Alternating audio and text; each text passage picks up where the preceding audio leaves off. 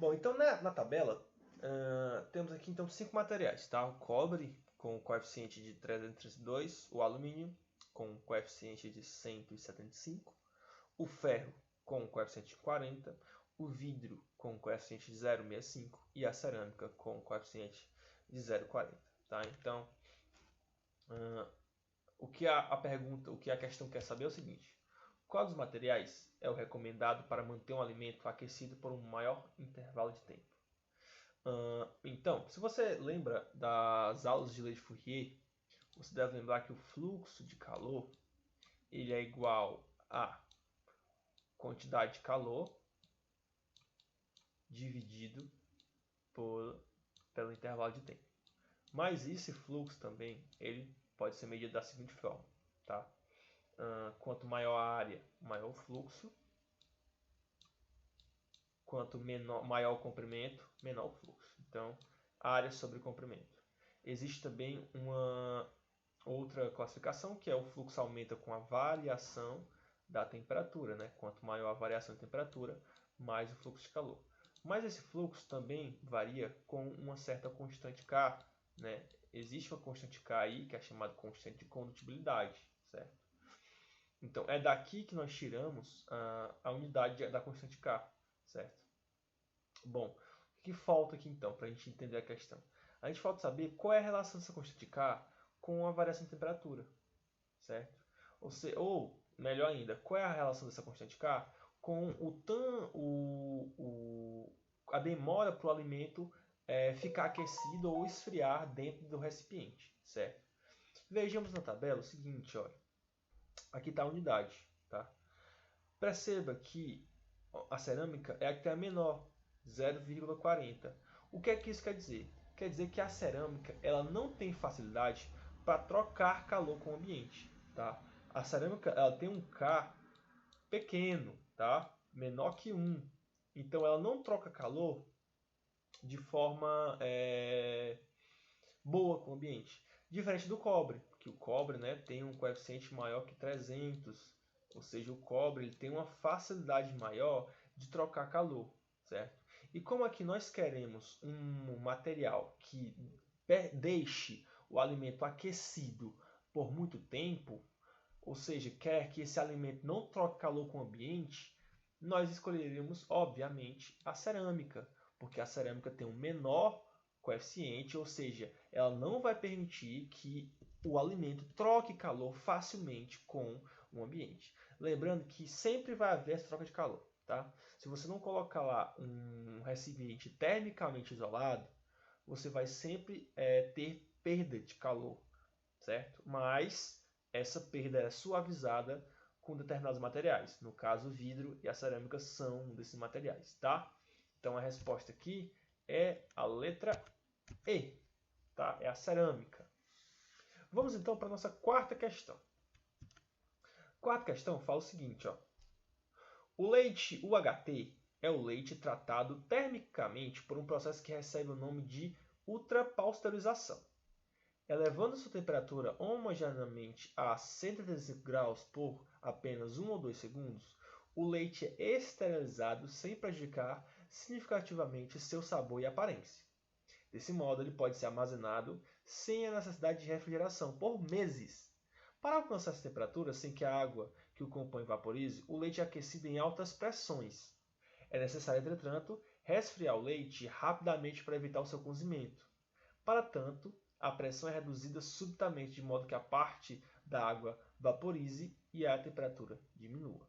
Então aqui nós temos a descrição do processo de ultrapasteurização, tá? Que é como esses leites, né, aqueles leites de caixinha, eles são fabricados. Você pode estranhar, não sei se você já se perguntou, mas aqueles leites de saquinho, eles têm uma validade muito pequena, tá? De 2 a 3 dias. E esses leites de caixinha, eles ficam lá por meses, né? Você vê a validade dele, é uma validade que dura meses. Por que que existe, então, essa diferença? É justamente por causa do famigerado processo UHT, né? Que é o processo de ultrapasteurização.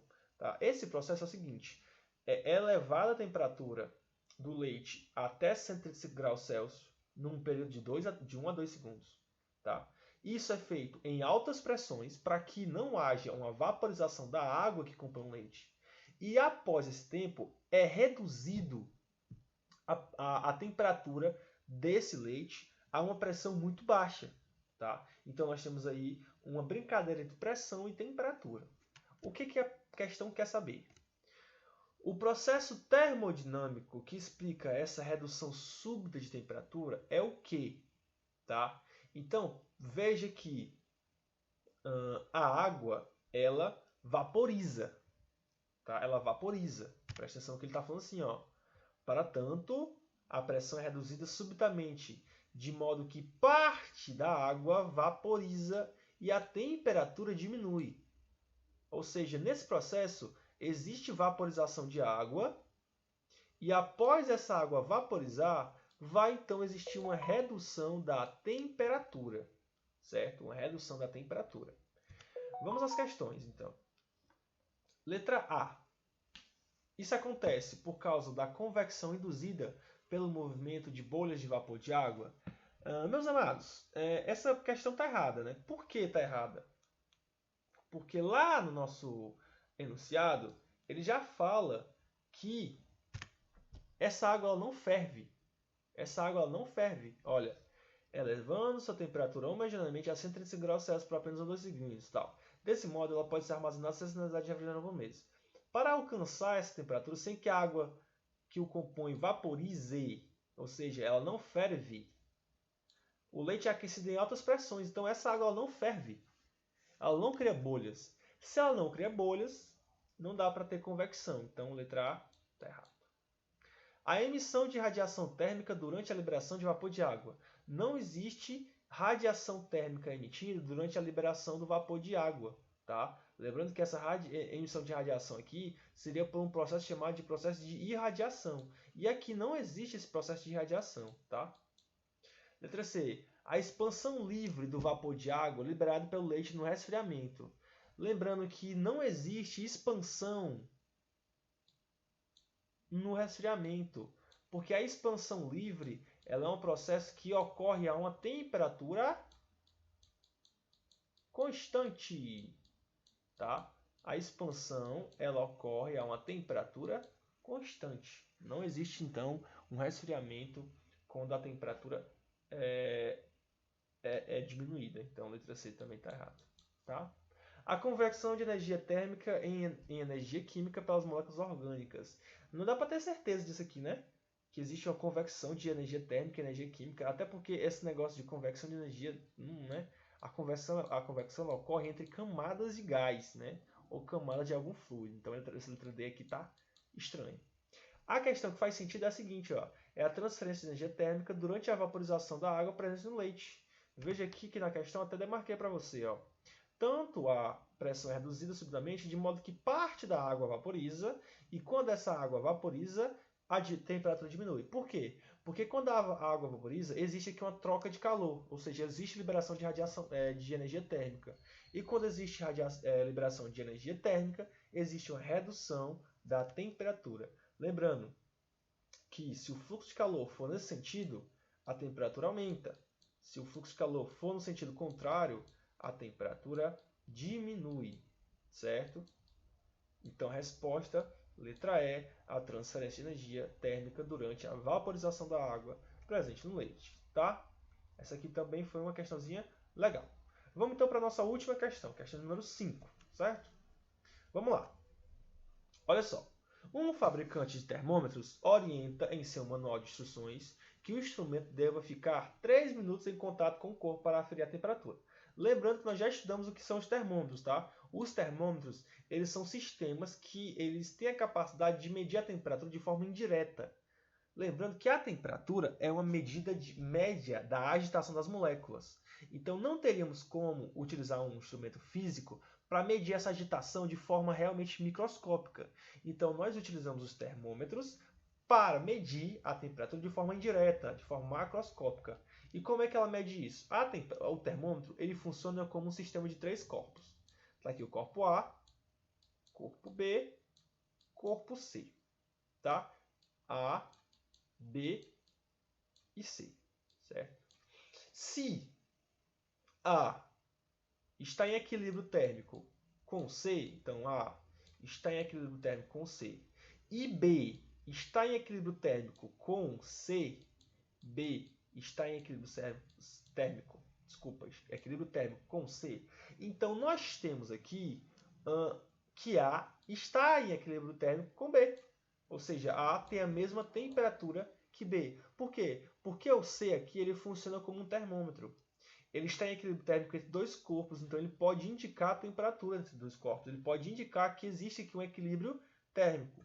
E os termômetros, eles trabalham com equilíbrio térmico. O que é o equilíbrio térmico? O equilíbrio térmico entre dois corpos é quando a temperatura desses dois corpos atinge um equilíbrio, ou seja, elas ficam iguais. Então, temperaturas iguais, não existe fluxo de calor. Se não existe fluxo de calor, então existe um equilíbrio térmico. Esses termômetros são feitos com bulbo preenchido com mercúrio conectado a um tubo capilar de vidro. Tá? Então, isso aqui basicamente é como a estrutura do termômetro. De acordo com a termodinâmica, esses procedimentos se justificam, pois é necessário o quê? O que está falando na questão? Está falando na questão que o fabricante ele orienta no seu manual de instruções que o instrumento fique 3 minutos em contato com o corpo. E basicamente é isso, né? Você coloca o termômetro debaixo do seu braço ou na boca e você espera um tempo. Até que aconteça o quê? Nós vimos que o termômetro ele funciona com base no equilíbrio térmico. Então, esse tempo que o termômetro fica na boca, debaixo do braço, é o tempo que o termômetro está em equilíbrio térmico com o seu corpo. É o tempo que ele entra para se equilibrar. Tá? Então, a gente pode falar o seguinte. Vamos lá. Letra A. O termômetro e o corpo têm a mesma energia interna? Não. Primeiramente, que o termômetro ele não se capacita a medir a energia interna. O termômetro ele tem a função de medir temperatura. Letra B. De acordo com a termômetro, esse procedimento justifica, pois é necessário que a temperatura do corpo passe para o termômetro.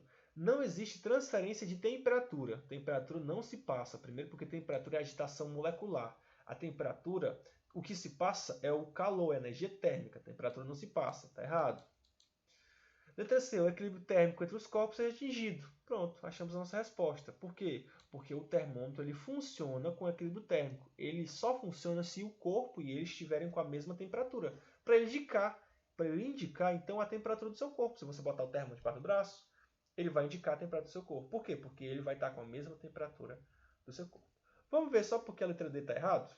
A quantidade de calor dos corpos seja a mesma. Não tem a ver com quantidade de calor, tá? Tem a ver com temperatura. Letra E, o calor do termômetro passa para o corpo. Não. Esse negócio de calor passar, o calor não passa, tá? Esse negócio de calor não passa. O que passa é energia térmica. O calor é energia térmica em movimento. O calor não passa do termômetro para o corpo, tá? Então tá errado. Resposta, letra C. Tá bom, meus queridos? Eu espero que vocês tenham entendido aqui essas questões. Qualquer dúvida você pode colocar nos comentários lá no Classroom ou nos comentários do vídeo, tá? Então, até uma próxima aula. Tchau!